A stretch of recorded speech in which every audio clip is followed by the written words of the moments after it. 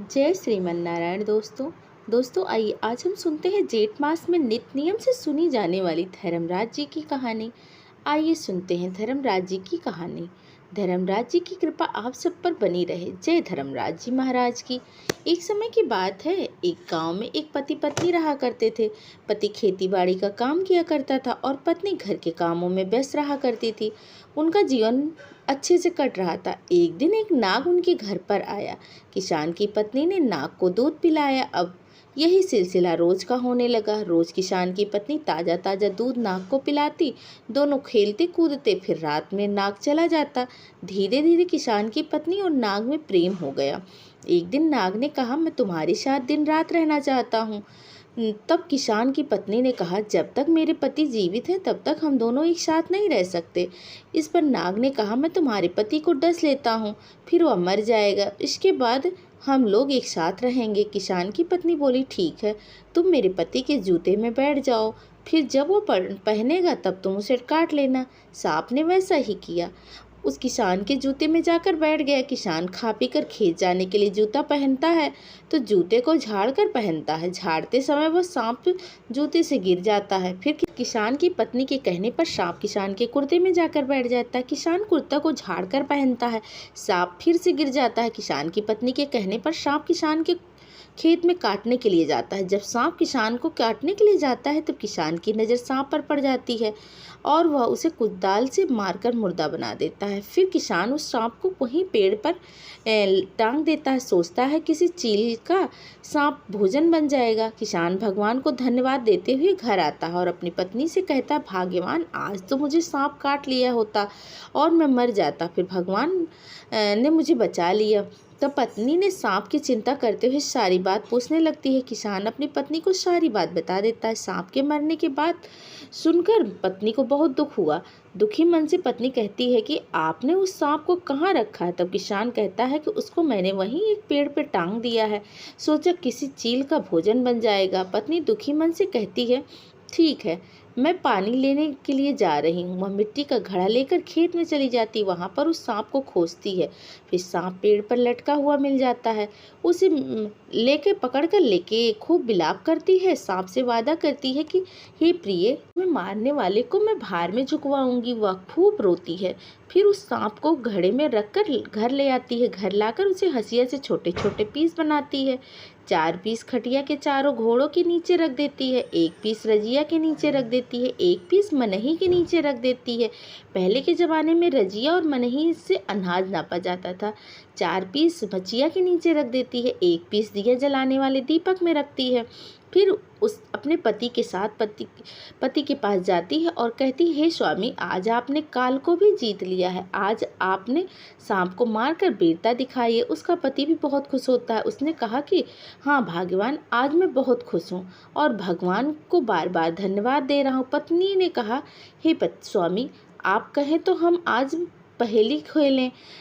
तब पति कहता है कि ठीक है, जैसी तुम्हारी मर्जी। तब पत्नी कहती है, लेकिन एक शर्त रहेगी, पहेली का उत्तर न देने पर भार में जाना पड़ेगा, यानी आग में जलकर भस्म होना पड़ेगा। पति तो बहुत खुश था, इसीलिए सोचा मेरी पत्नी ऐसा कठिन पहेली मुझसे पूछेगी ही नहीं जिससे मुझे भार में जाना पड़ेगा। वह खुशी खुशी शर्त को मान लेती है। पहले पत्नी अपनी पहेली बहती है, फिर हे स्वामी, आप बताओ, पिटिया पी, मछिया पी, रजिया पी, मन पी, पिया के तिलवा जरेला सारी रतिया, इसका उत्तर बताओ। पति बहुत परेशान हो जाता है कि इसका क्या उत्तर होगा। पत्नी कहती है कि वचन के अनुसार आपको भार में जाना पड़ेगा। पति कहता है कि हे पत्नी, मेरी एक ही बहन है, मैं उससे मिल आऊं, फिर तुम मुझे भार में झुकवा देना। पत्नी मान जाती है। वह पत्नी से इजाज़त लेकर बहन के घर चल देता है।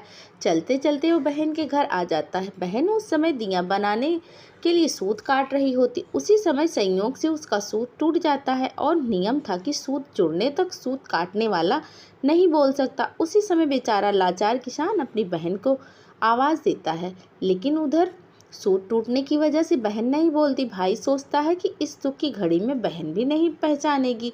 वह वहाँ से रोते हुए घर के लिए चल देता है।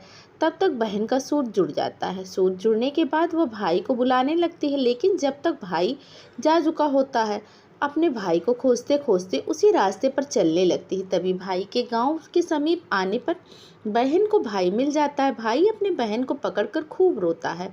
बहन कहती है, भाई क्या हुआ, अब तुम इतने दुखी क्यों हो रहे हो। तब वो भाई कहता है कि हे बहन, मेरा अंतिम समय है। मेरी पत्नी ने पहेली बोली है जिसका मुझे उत्तर नहीं मिला। अब शर्त के अनुसार मुझे भार में झुकवा देगी। बहन ने पूछा, हे भाई, वह पहेली क्या थी। तब भाई ने पहेली बताया। बहन बोली, ऐसी पहेली तो मैंने पहली बार सुना है, यह कैसी पहेली। भाई बहन बैठकर खूब रोने लगते हैं। इसी बीच शाम हो जाती है। बहन कहती है, हे भाई, आज रात यहीं पर बिता देते हैं, कल सुबह मैं आपके साथ आपके घर चलूंगी और भाभी से ऐसा खराब पहेली पूछने का कारण भी पूछ लूंगी। तब वह पूरी रात मैं इस पहेली का उत्तर खोजती हूँ। भगवान की कृपा हुई तो हमें उत्तर जरूर मिल जाएगा।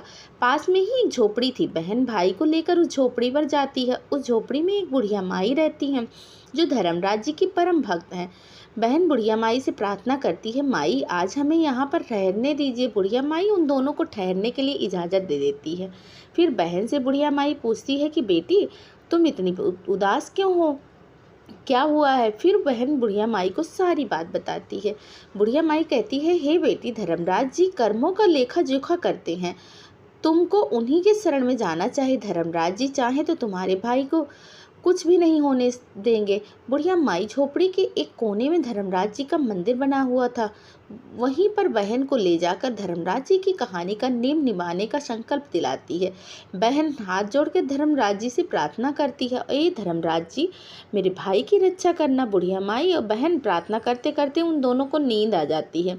सपने में धर्मराज जी आते हैं और बहन को वह सारी घटनाएं दिखाते हैं जो उसकी भाभी ने किया था। बहन को सारा माजरा समझ में आ जाता है। सुबह होते ही बहन बुढ़िया माई को धन्यवाद देती है। फिर भाई को लेकर भाई के घर पहुंचती है। भाई के घर जाने पर खटिया को उलट देती है, मछिया को उलट देती है, रजिया मनचाही मनाही दिया सब उलट देती है। सब में से सांप के टुकड़े निकलते हैं। किसान अपनी पत्नी से पूछता है, यह सब क्या है। किसान की बहन ने कहा, भाई मैं आपको बताती हूँ यह सब क्या है। बहन किसान को सारी बात बताती है और कहती है कि धर्मराज जी की कृपा से मुझे यह सब बातें पता चली है। किसान को सारी बातें समझ में आ जाती है और वह अपनी पत्नी को भार में झुकवा देता है। धर्मराज जी की कृपा से किसान की पत्नी को उसके किए कर्मों का सजा मिल जाती है। फिर दोनों भाई बहन मंदिर गए, मंदिर में माथा टेका, पूजा किए। फिर भाई बहन को खूब सारा सामान देकर विदा किया। बहन ने अच्छी सी लड़की देखकर भाई की फिर से शादी करवा दी। धर्मराज जी की कृपा से भाई की गृहस्थी सुख शांति से व्यतीत होने लगी।